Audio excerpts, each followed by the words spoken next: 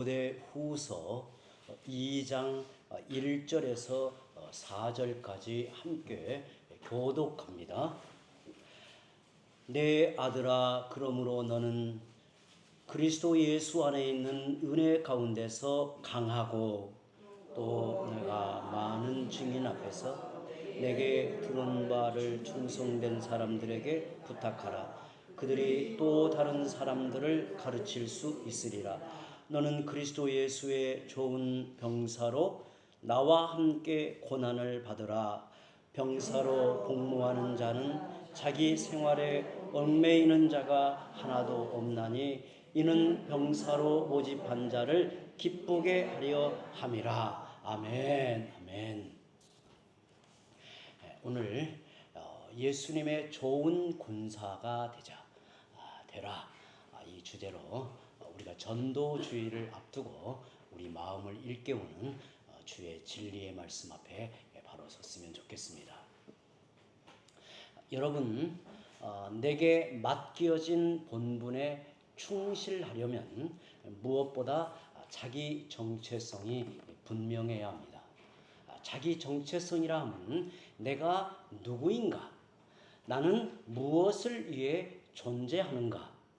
이와 같은 분명한 의식이 중요합니다. 더구나 하나님의 사람으로 부름받은 성도들은 더욱 그렇습니다. 자기 정체성이 분명하지 못하면 그 삶에 많은 혼란이 일어납니다. 예를 들어서 제가 살아가면서 항상 저는 의식하는 것이 교회의 목사이다. 그리고 하나님의 은혜로 부름받은 참 신자이다. 그리고 가정의 권위 또 질서를 세우는 아버지이다. 이와 같은 내게 부여된 그 의식, 정체성이 분명하지 않으면 우리는 그야말로 뜬금없는 행동을 하기도 하고 정말 혼란에 빠져서 방황하는 인생을 살 수 있습니다. 성도들은 하나님의 은혜를 입어 사는 의의 백성입니다. 또한 예수 그리스도의 정결한 신부이기도 합니다. 참으로 보배롭고 존귀한 인생으로 하나님께서 저희를 세우셨습니다. 이런 가치를 알고 있다면 모든 것을 초월하여 복 있는 인생을 살아갈 수 있습니다. 만약 이게 분명하지 못하면 이리저리 흔들리게 돼요. 오늘 수요 예배 우리 성도들 주 안에서만 함께 예배드리면서 감사한 것은 우리는 예배하는 백성이다. 그리고 내게 맡겨진 직분과 부르심의 뜻을 생각하며 은혜를 힘입고자 이 자리에 나와 하나님 앞에 예배하는 우리의 모습이 하나님 보시기에도 우리가 서로를 대하기에도 얼마나 귀하고 아름다운지 몰라요. 우리는 주님 앞에 설 때까지, 특별히 오늘 이 밤에 함께 예배하는 우리 성도들은 대부분 하나님께서 우리를 직분자로 세우셨고 교회의 일꾼으로 세우셨는데 그 의식을 우리는 잃지 말아야 돼요. 때로는 힘들고 무거운 짐으로 느껴지고 버겁고 그냥 조금 여유 있게 내 마음대로 살고 싶은 마음이 자꾸 내 안에 일어도 나는 그리스도의 부름받은 교회의 일꾼이다. 복음의 일꾼이다. 나는 의식이 분명할 때 우리는 참되게 믿음의 길에서 바로 서게 되는 겁니다. 오늘 본문 3절에 보면 나는 누구인가? 라는 주님의 제자로서의 정체성을 소개하고 있습니다. 너는 그리스도 예수의 좋은 병사로 나와 함께 고난을 받으라고 말합니다. 그리스도 예수의 좋은 군사라는 이 말이 2세기쯤에 이르러서는 참 신자와 동의어로 사용되었다고 바울 신학을 연구한 학자들은 이야기합니다. 그러니까 그리스도 예수의 좋은 군사로 살아가는 것, 그것은 그리스도인의 신분이라고 하는 것이 너무나 자연스럽게 받아들여졌다는 거예요. 바울은 에바브로 디도를 함께 군사된 자로 소개하였고 아키포라는 이 사람도 우리와 함께 군사된 자로 언급한 적이 있습니다. 하나님은 우리를 그리스도 예수의 좋은 군사로 부르셨습니다. 좋은 군사로 부르셨어요. 신앙생활은 어떤 의미에서 하나님 나라의 군대에 입대한 사람들이에요. 그래서 신앙생활은 항상 싸움을 염두하고 사는 사람들이에요. 세상과의 싸움이고 자신과의 싸움이며 무엇보다 악한 영들을 대하여 싸우는 사람들이 오늘 우리의 중요한 의식이 되어야 된다는 겁니다. 군사라는 말은 영적 싸움을 염두에 둔 표현입니다. 이 세상은 하나님의 나라와 사탄의 세력이 대치한 형국입니다. 우리는 하나님 나라와 의를 저해하는 악한 세력들, 악한 영들과의 싸움을 위해 부름받은 십자가 군병들입니다. 그러면 좋은 군사는 어떤 자질을 갖춘 사람일까요? 오늘 말씀에 충성된 복음 사역자, 곧 좋은 군사의 기본 자세를 잘 가르치고 있습니다. 오늘 저녁에 저는 우리 성도들이 정말 일당백을 감당하는 작은 교회이고 저 농촌의 작은 교회이지만 하나님이 보실 때에는 여기에 깨어있는 신자들, 정말 공교회의 신앙을 견고하게 붙들고 정말의 하나님의 나라를 향하여 전진해 나가는, 정말 하나님이 보시고 우리를 향하여 자부심을 가지실 만큼 오늘 우리 교회, 우리 성도들의 의식이 이런 데서 투철해졌으면 좋겠습니다. 바울이 복음을 전하다가 투옥이 되죠. 그런데 곳곳에서 복음의 이탈자들이 생겼습니다. 디모데후서 1장을 보시면 아시아에 있는 여러 사람이 그를 버리고 떠나갔다고 말합니다. 디모데후서 1장 15절 제가 읽습니다.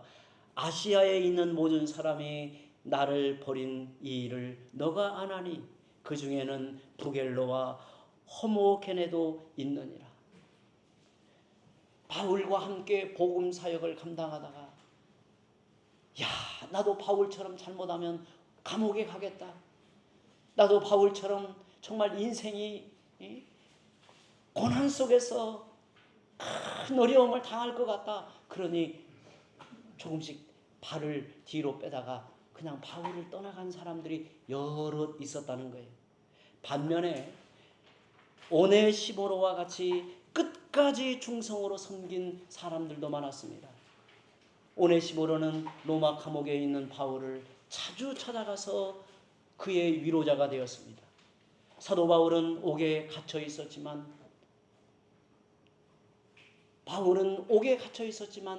가만히 있을 수가 없었어요. 하나님을 향하여 기도하며 그리고 펜을 들어 편지를 보내어 사랑하는 아들 디모데가 자신과 같은 좋은 군사가 되기를 권면합니다. 곧 로마에서 순교할 위기에 처해 있었지만 자신보다 교회와 믿음의 아들 디모데가 더 걱정이 돼요. 정말 그들을 다독이면서 권면하고 바로 세우려고 하는 이 바울의 마음이 오늘 우리가 읽은 말씀에 잘 나타나 있어요. 성도 여러분, 하나님은 우리를 하나님 나라의 군대로 부르셨어요. 군대로 부르셨어요. 아마 우리 양입석 집사님, 문권사님 이제 큰아들 군대에 보내놓고 이게 실감이 나요. 군대에 가면 나라의 그 시간 동안을 맡기는 거예요. 나라를 위해서 그 아들을 드리는 거예요. 표현하자면 드리는 거예요. 전쟁을 하면 어떻게 되나요? 죽을 수도 있어요. 전쟁하면. 여러분, 군대에 간다라고 하는 것은 그의 인생의 모든 것이 누구의 것이에요? 나라의 것이에요. 나라의 것. 나라를 위해서 한 목숨을 다 맡기고 훈련하고 나라의 군대로서 그렇게 수고의 땀을 흘리는 사람들이 군인들이. 그런데 우리는 하나님 나라의 군대에 부름을 받았단 말이에요. 하나님 나라의 군대. 세상에 매여있던 우리가 그리스도로 말미암은 자유를 얻게 되는 순간 사탄의 종노릇하고 죄의 노예로 살던 우리 인생이 그리스도로 말미암는 영적 자유를 얻게 되는 순간 우리는 하나님 나라에 속한 영적 군사가 되는 것입니다. 마치 430년을 애굽에 속해 있다가 출애굽한 이스라엘 백성을 군대라고 부르신 것과 같아요. 출애굽기 12장 41절에 보면 430년이 끝나는 그날에 여호와의 군대가 다 애굽 땅에서 나왔은즉이라고 말합니다. 출애굽을 당시에 계수된 이스라엘 백성은 60만 명이라고 밝혀요. 그런데 사실 60만 명이 아니죠. 대략 한 200만 명으로 추정을 합니다. 그런데 왜 60만 명이라고 하는가? 이 사람들은 전쟁을 하면 나가서 싸울 수 있는 사람을 지금 말하는 거예요. 60만 명이 계수가 돼. 그들은 여호와의 군대로 불려졌어요. 왜 하나님이 이스라엘 백성을 애굽에서 불러내셨을까요? 그들은 하나님의 군대가 되어 가나안 땅에 하나님의 나라를 세우는 일에 군사가 되라고 그들을 인도하시는 거예요. 그들이 가나안 땅에 들어가서 그냥 호의호식하며 화려한 문명을 즐기며 이제 정착민으로서 마음껏 세상의 행복을 누리라고 그들을 애굽 땅에서 건져내신 게 아니에요. 애굽 땅에 들어가면 악의 세력을 쳐내고 음란한 문화, 우상의 문화를 철저히 몰아내고 거기에 하나님의 나라, 언약의 복을 꽃피우는 하나님의 나라를 세우는 일에 군대로 부르셨단 말이에요. 군대로. 싸우는 군사로 그들을 부르셨어요. 왜 하나님은 우리를 애국과 같은 세상에서 구원하셨을까요? 건져내셨습니까? 우리를 그리스도의 좋은 군사로 삼으시기 위함입니다. 어둠의 영들을 대항해 싸우고 포로된 자와 사탄에 매여 있는 사람들을 건져내어 하나님 나라의 백성을 삼으려고 우리를 일꾼으로 부르신 거예요. 하나님 나라의 확장을 위해 우리를 용사로 부르셨습니다. 우리는 자신이 그리스도의 군사라는 사실을 한시도 잊어서는 안 돼요. 우리는 하나님 나라의 군대 안에 들어와 있어요. 군대 안에 들어와 있어요. 우리는 군복을 입는 대신에 성령의 옷을 입고 그리고 우리 안에는 분명한 의식과 목적을 가지고 하나님 나라의 부름을 따라 좋은 군사로 살아가도록 우리를 세우셨다는 겁니다. 그리스도 예수의 좋은 군사가 될 때 우리를 부르신 예수님을 기쁘시게 할 수 있습니다. 여러분, 군인이라고 해서 다 같은 군인이 아닙니다. 여러분, 군인이라고 해서 다 같은 군인이 아니에요. 요즘에는 하나만 낳잖아요. 그래서 이 하나 있는 아들이 군대에 가면 옛날 군인이 아닌 아이들이 너무 많다는 거예요. 제가 놀란 이야기가 뭐냐면 군대를 가면요, 엄마가 군대 앞에다가 방을 잡아놓고 거기에서 이 아이가 2년 동안 근무할 때 거기 산다는 거예요. 뭐 할까? 남편은 저 직장 생활하고 돈 벌어서 보내면 거기에 이제 1년 한 6개월, 7개월 거기 산다는 거예요. 실제로 제가 들은 이야기예요. 그래서 주말만 되면 이제 면회를 가서 데리고 나온다는 거예요.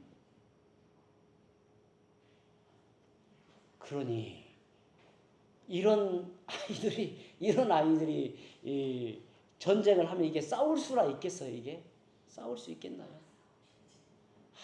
정말 군인이라고 해서 다 같은 군인이 아니에요.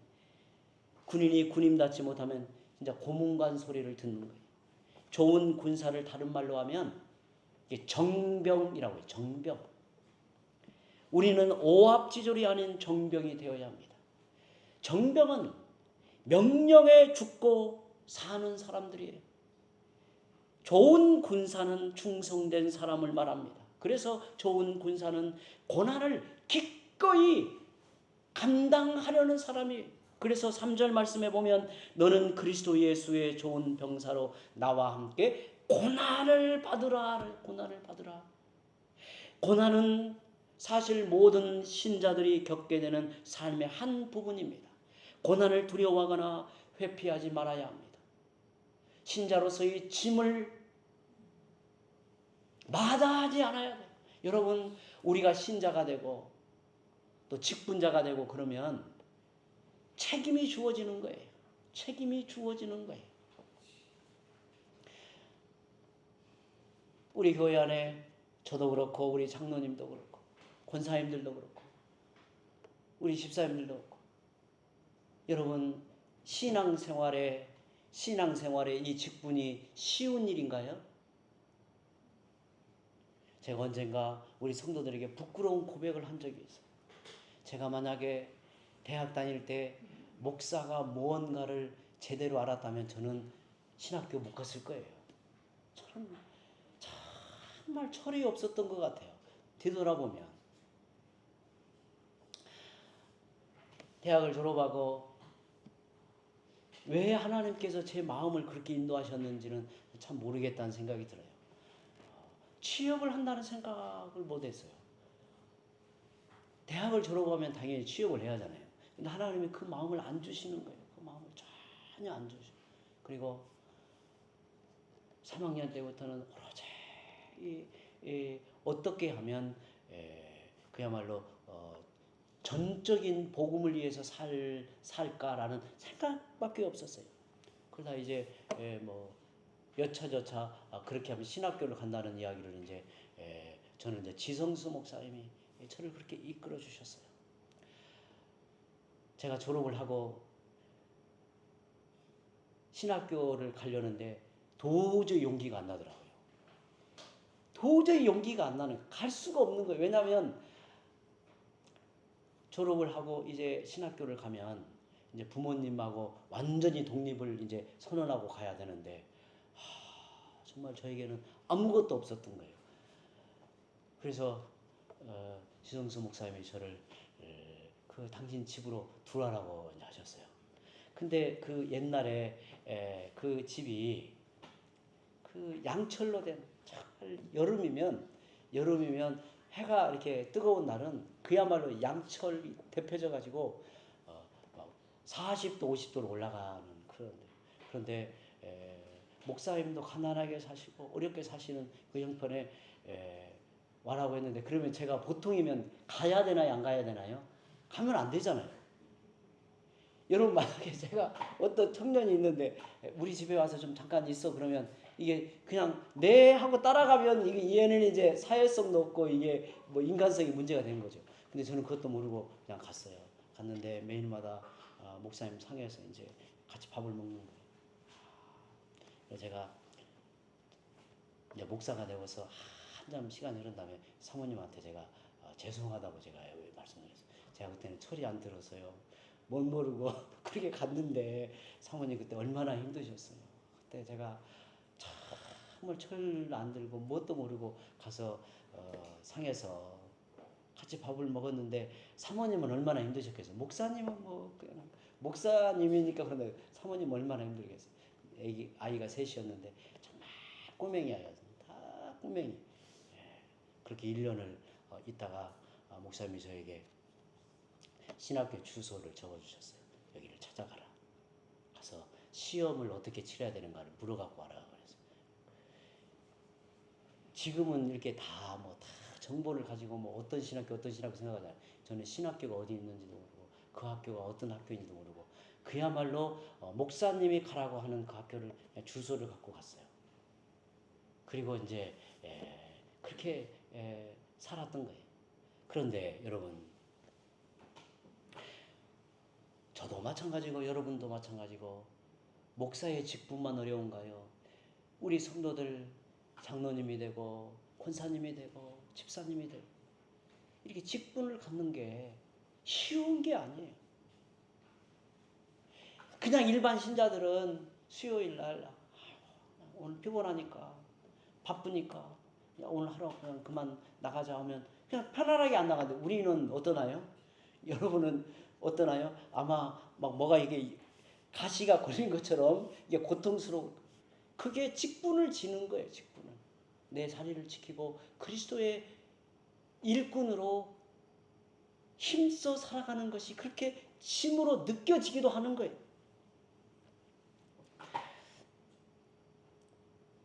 당시에 사도 바울 곁에 많은 사람들이 있었어요. 그런데 바울이 결국에 옥에 갇히고 두 번째 이 디모데후서는 두 번째 이 감옥에 들어가서 바울은 이제 죽어요. 바울이 죽으면 어떻게 되나요? 바울과 함께 뭔가를 누리던 것은 이제 다 없어지는 거예요. 그 상황에서 사람들이 다 도망도 가고 자기 길로 가기도 하고 그 어려운 상황이 벌어진 거예요. 그런데 이런 사람들보다 주님을 위해 충성된 군사 한 명은 더 큰 역사를 이루어냈어요.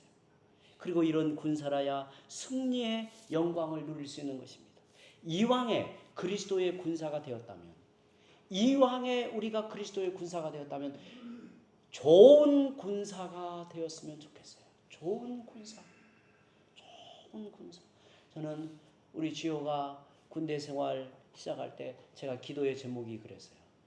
가서 훈련이 심해도 고생해도 내가 평생을 살아감에 있어서 좋은 내 인생의 자산을 얻어가지고 왔으면 좋겠다. 아, 인생을 어떻게 살아야 되는가? 사람들과는 어떤 관계를 가지고 살아야 되는가? 권위를 어떻게 복종하고 맞추어 살아야 되는가? 이것을 잘 배워서 평생에 내 인생의 플러스가 되는 자산을 얻어서 온다면 얼마나 좋을까? 그리고 신앙도 마찬가지예요. 신앙도. 저는 아이들이 군대를 갔을 때 제가 몇 가지 부탁했지만 가장 중요하게 부탁한 것은 뭐였냐면 너는 그 자리에 가서 신자로서 옆에 있는 사람을 이롭게 해야 된다. 혹시 적응 못하는 아이가 있으면 누구보다도 관심을 갖고 도와야 된다. 따뜻하게 해야 되고 그 사람이 잘 이겨낼 수 있도록 어찌하든지 도와야 된다. 제가 부탁한 것은 그거였어요. 그게 신자의 역할이거든요. 여러분 오늘 말씀을 계속 보면 좋은 군사는 자기 생활에 매이지 않는다고 말합니다. 4절을 볼까요? 병사로 복무하는 자는 자기 생활에 얽매이는 자가 하나도 없나니 이는 병사로 모집한 자를 기쁘게 하려 함이라고 그랬어요. 자기 생활은 군 복무와 대조되는 개념으로 생계를 위한 삶을 말합니다. 생계를 버리라는 게 아니에요. 여러분 여기에서 자기 생활에 얽매인다는 것은 생계를 버리라는 것이 아니라 군사된 자로서의 신분과 사명을 망각하지 말아야 된다는 거예요. 먹고 사는 일에 치여서 아무런 의식 없이 살지 말라는 것을 이렇게 말하고 있는 거예요. 우리는 각자에게 주어진 삶을 살아내야 합니다. 우리는 각자에게 주어진 삶을 살아내야 돼요. 그러면서 더 큰 하나님 나라를 위해 또한 살아가야 합니다. 그래야 영적 싸움에서 승리하고 잃어버린 영혼을 주께로 인도할 수 있는 겁니다. 우리를 좋은 군사로 부르신 주님을 기쁘시게 하십시오. 이에 대해 바울은 이같이 말합니다. 로마서 14장 7절 8절 그 유명한 사도 바울의 말, 우리 중에 누구든지 자기를 위하여 사는 자가 없고 자기를 위하여 죽는 자도 없도다. 우리가 살아도 주를 위하여 살고 죽어도 주를 위하여 죽나니 그러므로 사나 죽으나 우리가 주의 것이로다 라고 말합니다. 여러분 좋은 군사는 단지 착한 사람을 말하는 게 아니에요. 군인에게 좋은 것은 강한 자질을 갖추는 거예요. 영적 싸움에서 필요한 것은 착한 사람도 연륜도 아니에요. 능력을 갖춘 강함이 요구되는 겁니다. 그렇다면 어떻게 좋은 군사로 거듭날 수 있을까요? 첫째는 나는 그리스도의 군사라는 자각이 있어야 합니다. 우리가 신자로서 깨어있는 의식은 내가 누구인가를 분명히 아는 데서 비롯됩니다. 논산훈련소에 처음 소집이 될 때는 민간인인지 군인인지 잘 구분이 되지 않습니다. 그러나 군복을 입고 조교의 호령 소리가 울리면 완전히 달라집니다. 군대 안에 있다는 의식이 자기를 변화시키는 거예요. 내가 하나님 나라 안에 있다는 의식, 나를 부르신 하나님, 내게 임무를 맡기신 주님이 계시다는 사실을 의식하게 될 때 우리는 강해지는 거예요. 둘째로 강해져야 합니다. 그리스도의 좋은 군사에게는 훈련이 필요합니다. 그 훈련에는 정신교육과 실제 훈련이 필요해요. 여러분, 군대를 가면 정신교육을 의외로 많이 시킵니다. 제가 성정이 군대 생활을 하는데 놀랬던 건 뭐였냐면 정신교육을 의외로 많이 시키더라고요. 굉장히 많이 시켜요. 우리 생각 같으면 총도 쏘고 뭐 그냥 뭐 체력 훈련 이게 더 중요할 거잖아요. 정신교육을 굉장히 많이 시킵니다. 왜 그럴까요? 이게 사람의 의식이 중요한 거예요. 의식이. 참 신자로서의 의식의 변화, 그리고 신자다운 삶이 요구되는 겁니다. 하지만 그것만으로는 부족합니다. 이 모든 것을 가능하게 하는 하나님의 은혜가 절실하게 필요합니다. 1절에 내 아들아, 그러므로 너는 그리스도 예수 안에 있는 은혜 가운데서 강하고 라고 말합니다. 그 은혜는 그리스도 안에 있는 은혜입니다. 우리가 알고 있듯이 은혜는 받을 만한 자격이 없음에도 내게 베푸시는 하나님의 전적인 호의입니다. 사도 바울은 지금 디모데에게 이것을 상기시키고 있습니다. 너는 은혜 안에서 강해져야 된다. 은혜의 의식으로 너가 강해져야 된다. 오직 그리스도의 은혜를 힘입어 살아갈 때 강해지는 겁니다. 성도들이 갖는 힘의 원천은 예수 그리스도이십니다. 은혜의 보좌 앞에 담대히 나아가십시오. 차고 넘치는 은혜를 구하시기 바랍니다. 주는 나의 피난처라는 책을 쓴 코리 텐붐이라는 분이 가끔 신자들에게 이런 질문을 했습니다. 이 코리 텐붐의 책이 많이 우리나라에도 소개됐고 유명한 분이죠. 그분이 가끔 신자들에게 이런 질문을 했다고 합니다. 기도가 당신의 삶의 예비 타이어입니까? 아니면 핸들입니까? 저는 참 아주 의미 있게 표현했다고 봐요. 여러분, 예비 타이어를 다 가지고 다니죠. 우리 차에는 예비 타이어가 있나요? 예비 타이어가 운전사, 저는 운전도 안 하지만 예비 타이어 있는지도 제일 뒤에 어디에 있나 보죠. 근데 예비 타이어를 가지고 다녀요, 다. 그래서 타이어가 펑크가 나면 갈아 끼워요. 그런데 타이어에 문제가 생기지 않으면 사용할 필요가 없어요. 그래서 평소에는 가만히 내버려 두어요. 그런데 핸들은 운전할 때 항상 붙들고 있어야 돼요. 항상 붙들어야 돼요. 왜냐하면 핸들의 방향에 따라 차 운행이 결정되기 때문에 그래요. 예수님의 좋은 군사는 기도를 삶의 핸들로 붙들고 사는 사람들이에요. 삶의 핸들로. 내 삶의 결정, 내 삶의 방향, 내 삶이 지향하는 목적이 늘 기도 속에서 하나님을 향하게 하고 은혜를 부르짖게 한단 말이죠. 지금 바울은 다시 감옥에 수감된 처지에 있습니다. 이제 얼마 남지 않은 자기 삶을 예감하고 있는 듯해요. 이런 상황에서도 바울은 복음을 전하는 것만이 자기 생의 유일한 소원이었어요. 주님은 주님으로부터 바울에게로, 바울에게서 디모데에게로, 디모데로부터 충성된 사람들에게 그 사역이 계속 이어지기를 간절히 소원했어요. 2절에 보니까 또 너가 많은 증인 앞에서 내게 들은 바를 충성된 사람들에게 부탁하라. 그들이 또 다른 사람들을 가르칠 수 있으리라. 바울이 충성된 사람들에게 이것을 부탁하라는 말은 그들이 또 다른 사람을 가르칠 수 있기 때문에 그러는 거예요. 여러분, 디모데, 먼저는 주님이죠. 주님. 그 다음에 바울, 디모데, 충성된 사람, 그리고 또 다른 사람들 간의 연결고리가 이어지는 거예요. 연결고리가 이어져요. 이렇게 이어지는 연결을 통해서 복음의 역사는 파장을 일으켜요. 복음의 역사는 계속되는 거예요. 여러분, 오늘 여러분의 가슴에 그리스도가 심어진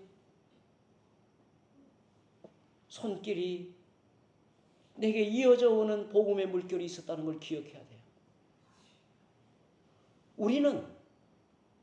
우리 모두는 복음의 빚진 자이고 내게 복음을 전해준 사람이 있어서 그 복음의 은혜를 누리며 살고 이 복음은 다시 이어져 가도록 우리에게 명령하고 있는 거예요.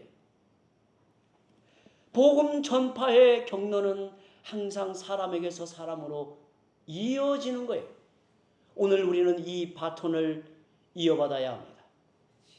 그리고 이 바톤을 이어줘야 돼요. 누군가에게로 복음이 향하여 가도록, 내게서 복음의 은혜가 흘러가도록 우리는 열린 삶의 자세를 가져야 돼요. 우리만 구원받고 만족하는 자리에서 벗어나야 됩니다. 이제 예수님의 좋은 군사로 나아가십시오. 한 영혼을 구원하기 위해 영광의 고난에 기꺼이 참여하는 좋은 군사가 되기를 축원합니다. 성도 여러분, 생명을 얻기 위해 해산의 고통을 마다하지 마십시오. 해산의 고통이 얼마나 큰 고통인가 우리는 잘 압니다.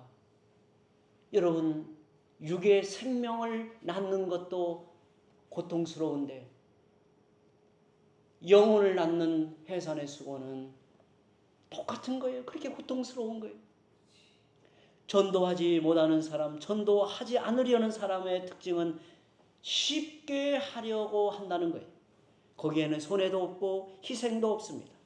마치 씨를 뿌리지 않고 열매를 거두고 싶어하는 요행을 바라는 것과 같습니다. 충성된 복음 사역자는 마땅히 치러야 할 대가를 피하지 않습니다. 좋은 군사는 고난을 당연하게 여기며 인내합니다.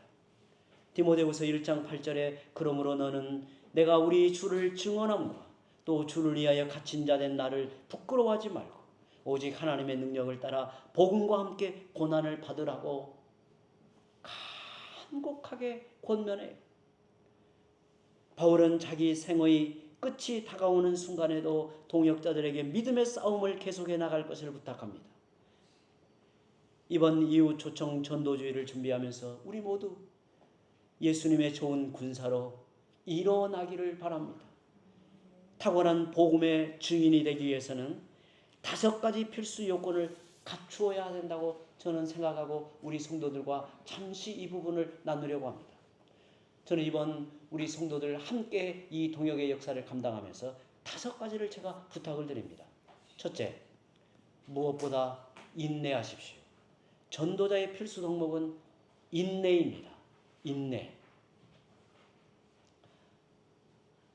저는 이곳 진상에 내려와서 우리 성도들 함께 살피고 함께 교회를 이루어가면서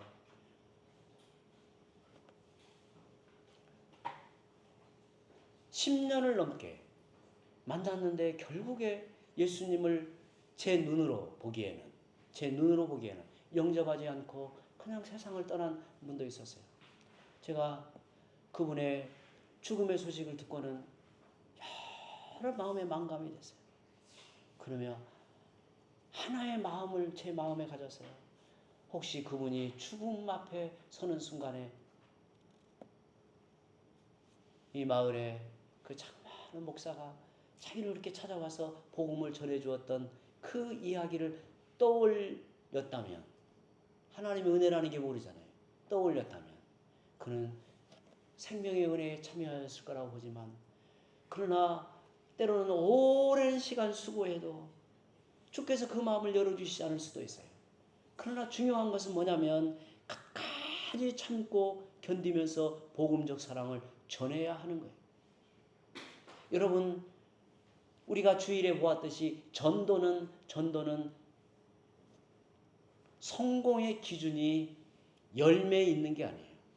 전도는 하는 것이 성공이에요. 여러분, 전도는 하는 것이 성공이에요. 하지 않으면 실패해요. 끝까지 참고 견디면서 복음적 사랑을 전하면 그것을 하나님께서는 귀하게 쓰시는 거예요. 둘째, 매너 있고 친절하게 대하십시오. 우리가 조심해야 할 것은 전도자로서 귀찮은 사람으로 보여서는 안 돼요. 전도의 대상자들에게 전도자가 귀찮은 이미지로 다가가서는 안 돼요. 그래서 그야말로 무대뽀로 막 인격적이지 않게 접근하는 것은 바람직하지 않아요. 정말 지혜롭게 매너 있게 잘 다가가서 친절하게 대하면서 복음을 전하고 그 사랑을 전하면 그 마음을 여시는 분은 성령님이십니다. 셋째, 성령의 인도하심에 민감하십시오. 성령이 역사하시는 도구로 내 자신이 쓰여지기를 바랍니다. 저는 우리 성도들하고 그렇게 말씀을 배우고 또 확신하며 그렇게 고백하고 있듯이 하나님의 구원의 역사, 하나님의 구원의 역사에서는 하나님의 부르심이 있어야 합니다. 하나님이 그 영혼을 부르셔야 그가 구원의 은혜에 들어오는 거예요. 그런데 하나님의 부르심에 있어서 그 부르심은 두 면이 있어요. 두 면. 하나의 부르심은 하나님의 외적인 부르심이라 할 수 있는 거예요. 하나님이 외적으로 불러요. 그런데 그 외적인 부르심과 함께 그 마음의 내면의 부르심이 또 따라요. 그런데 그 외적인 부르심은 하나님께서 무엇을 수단으로 외적 부르심을 하냐면 우리의 전도를 외적 부르심의 수단으로 쓰신다는 거예요. 여러분 이걸 생각하면 우리가 전도하는 것이 얼마나 중요한지 몰라요. 얼마나 중요한지 몰라요. 저는 이렇게 말합니다. 전도하지 않으면 그 사람 구원받지 못합니다. 왜냐하면 외적 부르심의 수단이 막혀있기 때문에 그래요. 외적 부르심의 수단을 통해서 성령이 그 마음을 깨우치고 하나님의 은혜를 눈을 떠서 보게 하는, 하나님께서 그 마음을 여시는 이 일을 내적 부르심이라 하잖아요. 그래서 우리가 이렇게 중요한 거예요. 넷째, 우리가 전하는 메시지를 가능한 분명히 해야 돼요. 사람들이 이해할 수 있는 쉽고 분명한 말을 사용해야 됩니다. 아주 분명하게, 예를 들어서 9월 마지막 주일에 우리 교회가 이러이러한 전도 주일을 지키는데 한 번만 와보실래요? 이렇게 그냥 분명하게 이야기하면 돼요. 또 내 마음에 하나님의 감동을 주시면 예수 믿으면 영원한 생명을 얻습니다. 예수 믿으면 천국에 갑니다. 여러분 우리가 이렇게 분명히 전하면 그 마음을 노크하고 그 마음을 흔들어 깨우시는 분은 누구라고요? 내가 아니에요. 내가. 우리는 내가 설득하고 내가 그 마음을 흔들어 깨워서 하나님 앞에 굴복하게 한다고 생각하면 우리는 아무도 전도할 수가 없어요. 저도 마찬가지예요. 그 마음을 깨우시는 분은 하나님이십니다. 마지막 다섯째, 복음에 합당한 삶을 살려고 해야 됩니다. 성도의 삶 자체는 전도이고 강력한 전도 메시지라는 것을 우리는 늘 기억하며 살아야 돼요. 그런 의미에서 우리 모두는 사실 전도자로 살고 있어요. 여러분 전도자로 잘 살고 있습니다. 신자로서 본분을 다하고 은혜를 입은 자로 의의 백성으로 살아가려고 하시는 여러분들 전도자로 잘 살아가고 있습니다. 이번 전도주일에는 이 삶의 연장으로서 그들을 청하여서 함께 복음을 듣는 이 일을 우리가 감당하고자 하는 거예요. 이 일에 하나님께서 은혜 베풀어 주시기를 바랍니다. 우리 다 함께